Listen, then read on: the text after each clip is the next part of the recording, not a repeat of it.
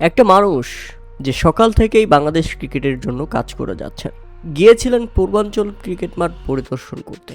সেখান থেকে বিসিবিতে ঢুকে তিনি জানতে পারেন ভেঙে দেয়া হয়েছে তার বোর্ড, তিনি আর বিসিবির সভাপতি নন। তামিম ইকবালকে সভাপতি করে নতুন অ্যাডহক কমিটি গঠন করা হয়েছে বাংলাদেশ ক্রিকেট বোর্ডে।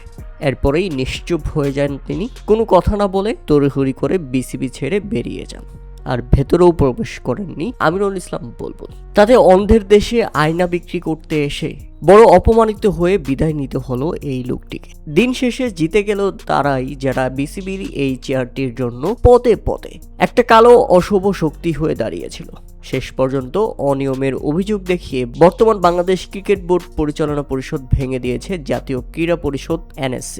নতুন করে গঠন করা হয়েছে 11 সদস্যের অ্যাডহক কমিটি।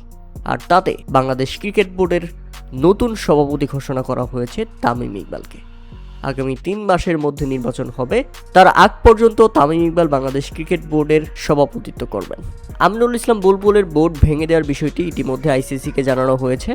এই অ্যাডহক কমিটিতে তামিম ইকবাল ছাড়াও রয়েছেন রাসনা ইমাম, মির্জা ইয়াসির আব্বাস যিনি কিনা মির্জা আব্বাসের ছেলে, সৈয়দ ইব্রাহিম আহমেদ যিনি কিনা বাংলাদেশের স্বরাষ্ট্রমন্ত্রী সালাউদ্দিন আহমেদের ছেলে, ইসরাফিল খসরু, মিনহাজুল আবিদিন নান্নু, আতার আলী খান, তানজিল চৌধুরী, সালমান ইস্পাহানি, রফিকুল ইসলাম এবং ফাহিম সিনহা।